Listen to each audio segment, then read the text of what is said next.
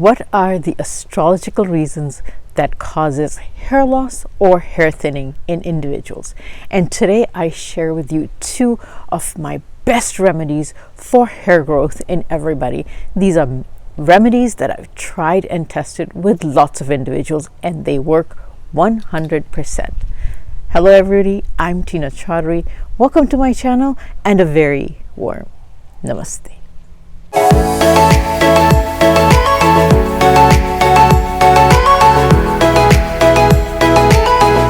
Now, I normally do astrological videos, but this video I'm doing because it's a requested video from one of my subscribers. She emailed me and asked me for this, so I decided because this was going to be beneficial for everybody, instead of just responding to her, I decided to make a video on it and just let everybody know so everybody could get a benefit from it. Now, I have more requested videos coming up, so make sure that you subscribe to my channel, and this video is wonderful. It's helpful for everybody, so make sure you subscribe. Not only subscribe to it, but share it with friends and family, and give me a like if you like this remedy. Most people want healthy, strong, beautiful, lustrous hair. Hair is considered a sign of beauty, but unfortunately not everybody is blessed with that kind of hair.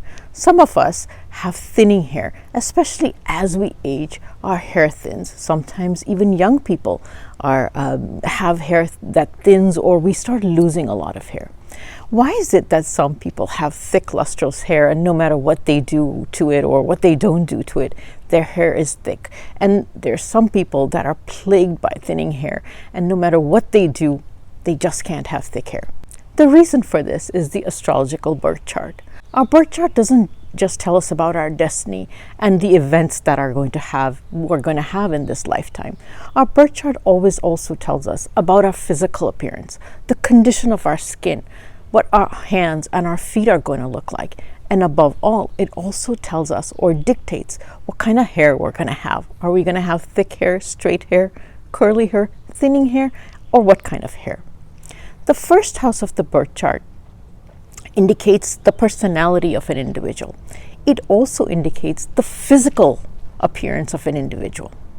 So the planets placed in the first house, or the planets influencing the first house of the birth chart, determine or decide what kind of a personality the person will have, or the individual will have, and also what kind of an appearance that person has. The first house represents the head portion of an individual's body. The second house represents our face. The third house represents our shoulders and arms. And so we move down, and the 12th house represents our feet. You keep moving down. So the planets placed, or the planetary influences on the first house, impact the kind of hair we will have, because the first house represents our head, which is also our scalp. Depending upon what kind of planets are placed in the first house, it will determine what kind of hair, or the condition of our hair, or the condition of our scalp. The placement of benefic planets, which are called cool planets for the sake of this conversation, will determine that we will have good hair growth. Benefic planets in this case are considered cool planets, so the placement of Mercury, Venus, Jupiter, and especially Moon in the first house determine we will have very good hair growth, because they're cold planets and they create a good environment for the follicles, or the hair follicles, to grow hair. The placement of malefic planets, in this case considered hot or fiery planets, inhibit the hair growth because they damage the hair follicles because of the heat or the malefic influences, and therefore they cause hair thinning and hair loss. So the hot planets, for the sake of this conversation, are Sun. The Sun is the hottest planet, so Sun, Mars, and Ketu, or South Node, are considered the hottest planets. If any of these three planets are placed in the first house, it causes hair loss, baldness, and hair thinning. Now, what happens if one of each is placed? Let's say there's a hot and a cold planet, or a benefic and a malefic planet placed in there. Then it depends on the strength of the planet. So if the benefic planet is stronger, then there will be some hair loss because there is a malefic planet placed. So there will be some thinning, but because the benefic planet is stronger, it will save the hair and still give the hair follicles growth. So even though there is a placement of a malefic planet, the benefic planet gives it enough strength. So the individual may have some hair loss, but may not have a lot of hair loss. But if the malefic planet is stronger than the benefic planets, placed in the first chart, then there will be more hair loss than there will be hair growth. So that's how we determine how much hair an individual will have. Now, what happens when there is no planet placed in the first house? It happens in a lot of charts. In that case, what you need to look at is see the Lord of the ascendant, or the planet that rules the ascendant, and see where that is placed, and see if there's other planets that are in conjunction with it. And that's what determines your hair growth or hair loss. The other house that you may need to check is where your Aries is placed in your birth chart. The Aries is considered the first zodiac sign of the generic birth chart. So Aries naturally rules your head portion. So you take a look at where Aries is placed in your birth chart and see if there's any malefic or benefic planets placed in your sign of Aries. This will also determine how your hair growth or what kind of hair you will have. There's one more planet that we always take into account, and that is Saturn. Saturn also denotes your hair. So the position of Saturn is going to impact the hair growth as well. So if Saturn is going to be aspecting the first house, it's going to cause some hair loss as well. Saturn is a dry planet. So when Saturn aspects the first house, it gives you a very dry scalp or sometimes eczema of the scalp. The one more factor that we consider is the transits of planets going over your ascendant house. So even though people that have thick, lustrous, beautiful hair, they have periods where they lose some hair or they have hair loss. And people that already have thinning hair go through periods where they may not have so much thinning hair, or they may have a lot of thinning hair. And this is caused by the transit of planets. It depends on what planet is transiting through your ascendant house. So when a fiery planet like Sun transits over your ascendant house, regardless of what planets are sitting there, the cool benefic planets or the hot fiery malefic planets, it's going to cause some hair loss. So there will be a full month where people will have hair loss. That's when the Sun is transiting their ascendant house. Also, if a benefic planet like Jupiter or Mercury is transiting over the ascendant house, people may feel like their hair is doing a little better, they have good hair growth, and they may not have so much hair loss. So the transits play a very important role as well, regardless of what hair type you have. Now, there's another thing that happens that we have to take into account, is that the transit of the long-term planets. So when Saturn, which is a long-term planet, which just stays in a house for 2.5 years, comes into the ascendant house, it's going to cause some hair loss for a 2.5-year period. This is a very traumatic period for people that already have thinning hair. So they're going to have great hair loss at that time. For people that have thick, lustrous hair, a Saturn transit through the ascendant house may cause some thinning of the hair as well. So even though they have thinning, good thick hair, when Saturn transits the ascendant house, it's going to cause dryness of the hair, dryness of the scalp, and cause some hair loss. But because they already have benefic planets, they may not feel it as much as the people that are already suffering from thinning hair. So this is what causes the thinning hair or loss of hair. The key to resolving any problem or any challenge is to find the cause of it. So now we found the cause of hair thinning, hair loss, and that is the fact that our scalp is being affected by the hot, fiery, malefic planets. So the way to combat is to somehow get the impact of the cool, benefic planets on our head or our scalp. And the best way to do that is to find natural ingredients that we can find very easily and apply them on our scalp.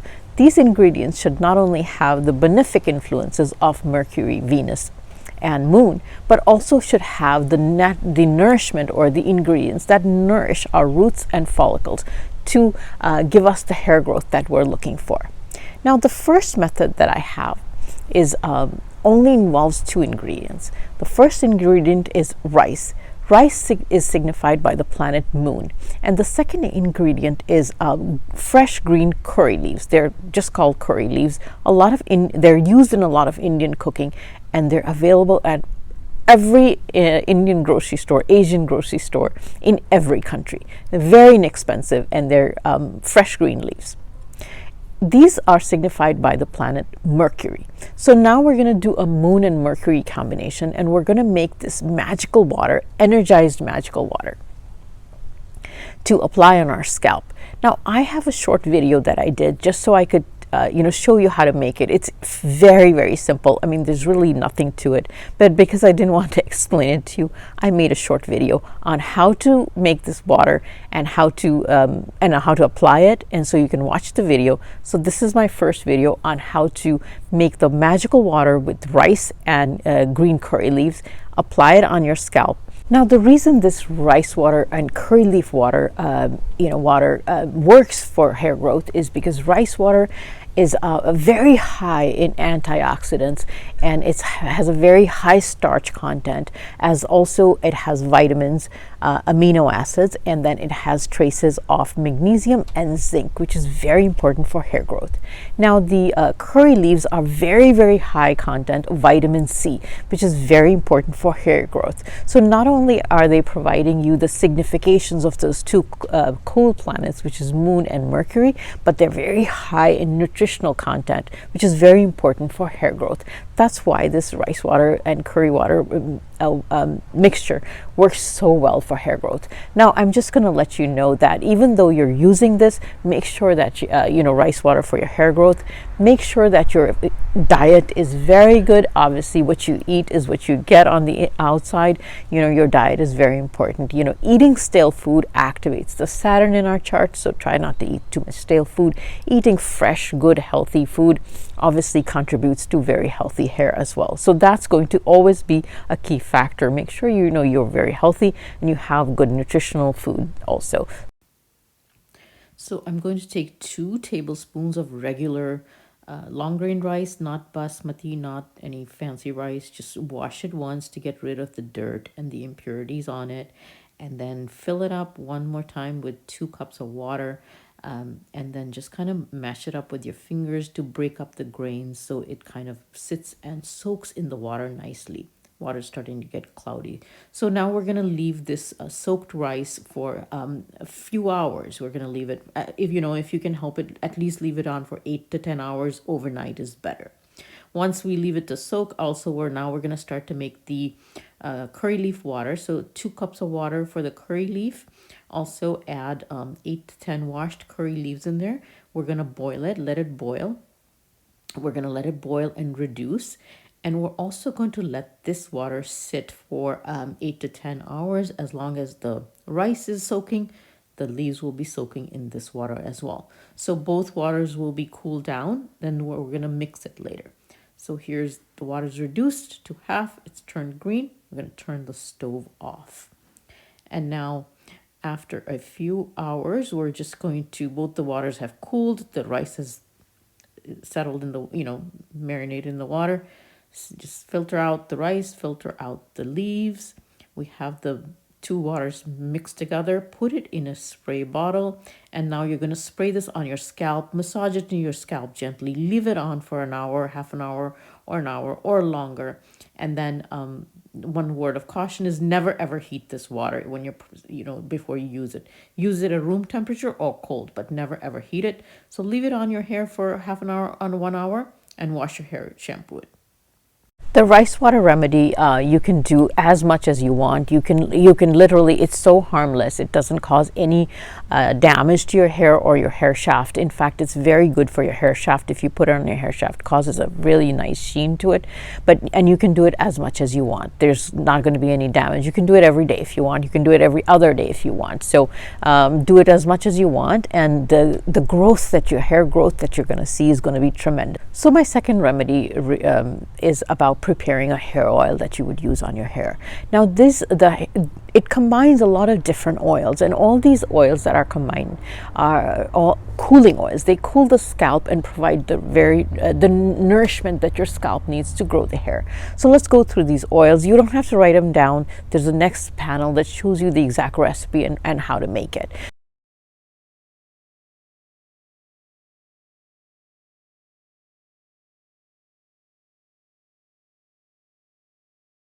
So the first one that we're going to use is the main oil that we're going to use is coconut oil. Coconut is signified by the moon, so it's very, very helpful, nutritious for the hair, and it cools the scalp down, promotes hair growth.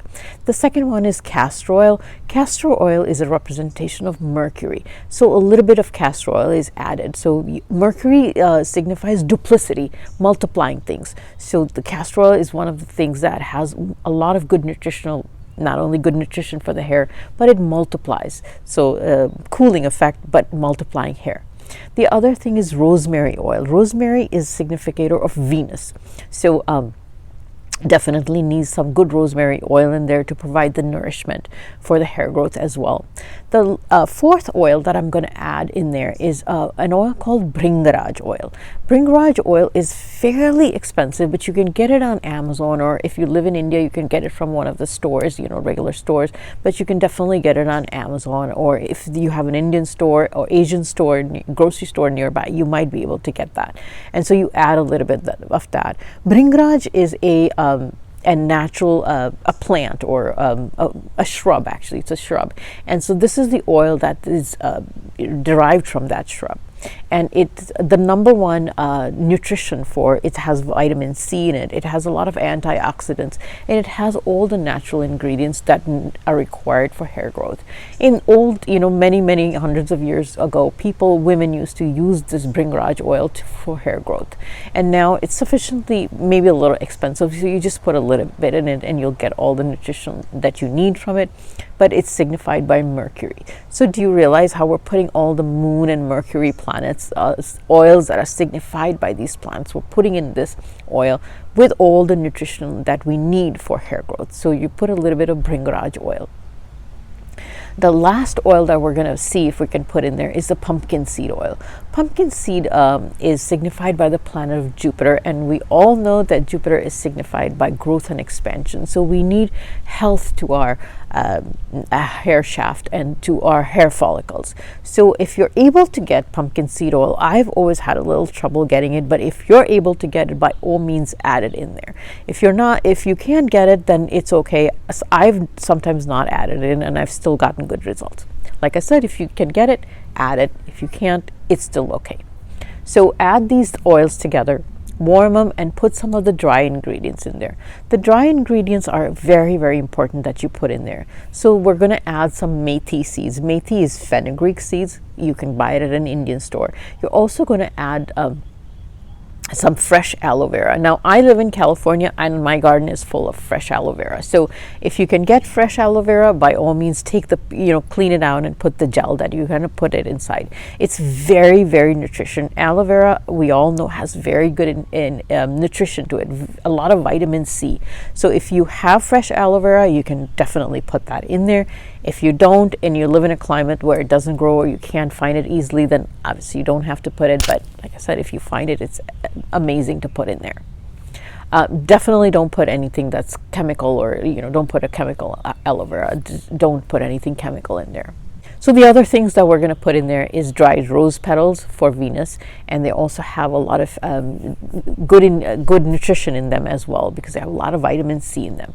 Now, hibiscus flower, dried hibiscus flower, if you have, you can, these are things that you can get at the local craft stores as well. So dried rose petals, dried hibiscus flower, and chamomile flowers. So we're going to try to put those in there if you can get them.